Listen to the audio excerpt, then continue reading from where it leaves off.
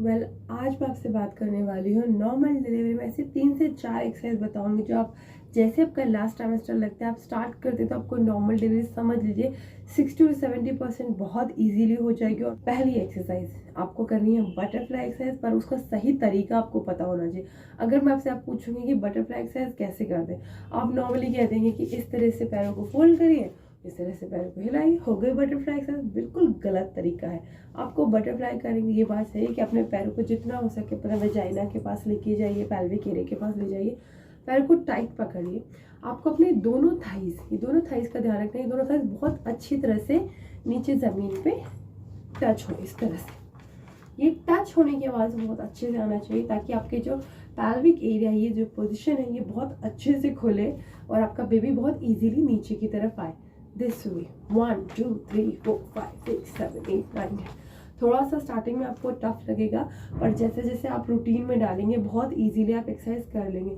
आप एक्सरसाइज करते हैं एक चीज़ का ध्यान रखिए, कभी आपको खाने के 1 घंटे के अंदर ये एक्सरसाइज नहीं करनी है, इस चीज़ का ध्यान रखिएगा। बाकी आप कभी भी कर सकते हैं। मैं आपको बोलूँगी जैसे आपका 3rd ट्राइमेस्टर लगता है आप एक्सरसाइज शुरू कर दीजिए, और अगर आप तब भी नहीं किया तो 9 मंथ में तो कंपल्सरी आपको एक्सरसाइज करनी है। आपको बहुत हेल्प करने वाली एक्सरसाइज आपकी नॉर्मल डिलीवरी के लिए। दूसरी एक्सरसाइज है जिसको हम कहते हैं डक वॉक। आपने नॉर्मली देखा होगा कि हम लोगों को पहले कहते थे कि 9 मंथ लगता है, वैसे ही डॉक्टर कहते हैं कि झाड़ू लगाइए, पोछा लगाइए, बिकॉज द सिटिंग पोजीशन, जो ये सिटिंग पोजीशन होता है पोछे का, ये आपके पेल्विक एरिया को ओपन करने का काम करता है। पहले बहुत लेडीज नॉर्मली, ये अभी भी बहुत सारे लोग करते हैं कि झाड़ू पोछा खुद लगाते हैं और इस तरह से पोछे का सिटिंग पोर्शन होता है जो नॉर्मली हम करते हैं। ये नॉर्मल डिलीवरी में बहुत हेल्प करता है, पर अब क्योंकि बहुत लेडीज वर्किंग होती है नहीं कर पाते चीज़, इसलिए उनको डक वॉक ऐसे करने को बोलते हैं। आपको पोजीशन सेम यही लेनी है, इस तरह से आपको बैठ जाना है दिस वे, जिससे जैसे आपको कम्फर्ट, क्योंकि यहाँ आगे की ओर आपका टमी होता है तो इतना आसान नहीं होता, तो आपको बहुत इजीली जैसे आप कंफर्टेबल आपको ऐसा लेना है। और दिस वे 1 2 3 4 एंड बैक 1 2 3 4। इस तरह से आपको 4 से 5 रेपिटेशन करने हैं, जिसमें आप कंफर्टेबल हो। ज़्यादा थक जाए थोड़ी देर के लिए रुक जाए फिर वापस से करिए। ये आपको बहुत ज़्यादा इजी रहेगा। अगर आप पोछा लगाने में कंफर्टेबल है तो देन ओके, आप पोछा लगा लीजिए, वो भी बहुत अच्छा है। अभी मैंने आपको डक वॉक एक्सरसाइज बताई, बिल्कुल आपको डक वॉक एक्सरसाइज करनी है। और जब भी आप फ्री हो, अब जैसे हम इंडियन टॉयलेट यूज़ करते हैं, मैं आपको बोलूँगी अगर आपके घर में दोनों वेस्टर्न और इंडियन है तो आप प्लीज़ इंडियन टॉयलेट का यूज़ करिए। लास्ट मंथ में आपके लिए बहुत ईजी होगा आपको नॉर्मली डिलीवरी कराना। और आप जब भी बैठें, इस पोजीशन में बैठें, जब भी आपके पास टाइम हो, जब भी अपने खाना तुरंत ना खाए हो, फ्री टाइम हो, इस तरह से आप होल्ड करें अपनी बॉडी को। ये आपको बहुत हेल्प करेगा आपकी नॉर्मल डिलीवरी में। प्रेगनेंसी में कमर दर्द का प्रॉब्लम हर किसी को होता है और हमने भी देखा होगा, तो उसको कैसे दूर करें। पहले आपको ये पोजीशन लेना है। जब भी आपको बैक पेन का इशू हो, प्रेगनेंसी में बहुत नॉर्मल इशू होता है, इस तरह से आपको पोजीशन लेनी है। और आपको, इसको हम कैट एंड कैमल एक्सरसाइज कहते हैं।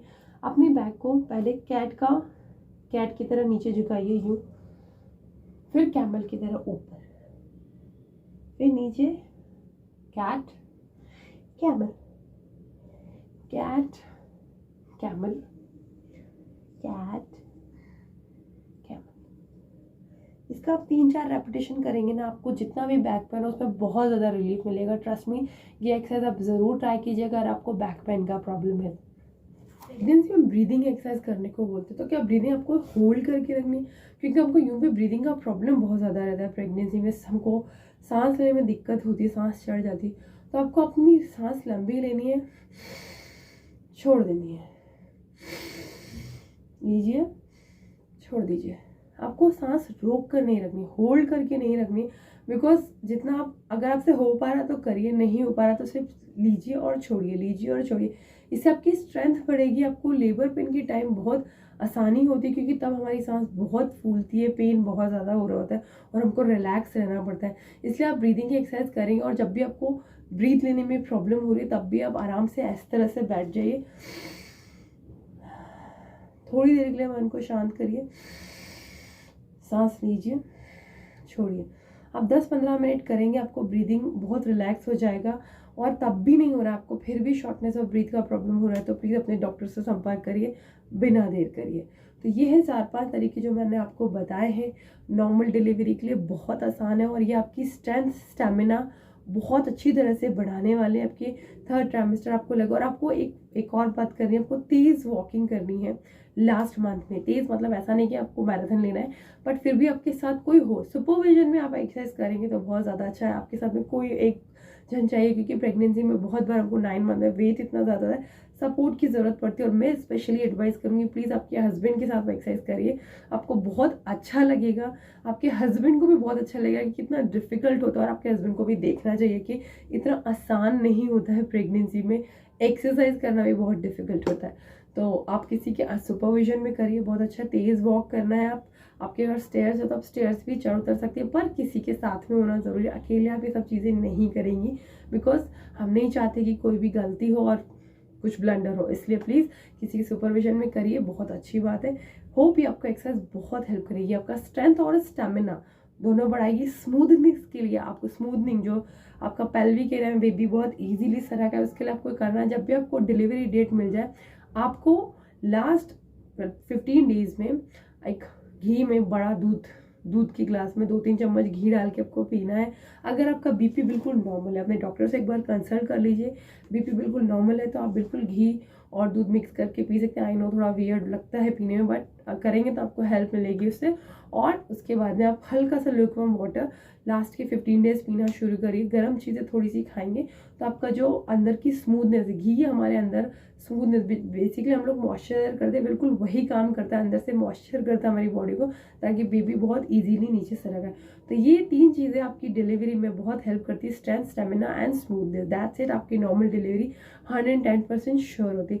But in case last time पे कुछ हो जाता है, मिसहैप हो गया कि आपका बीपी कंट्रोल नहीं आ रहा है, या सर्विस का मुंह नहीं ओपन हो रहा है, कुछ और चीज़ों की कॉम्प्लिकेशन हो गई, तो प्लीज़ ज़्यादा मत सोचिएगा कि मेरी नॉर्मल डिलीवरी नहीं हुई और सी सेक्शन मुझे करना।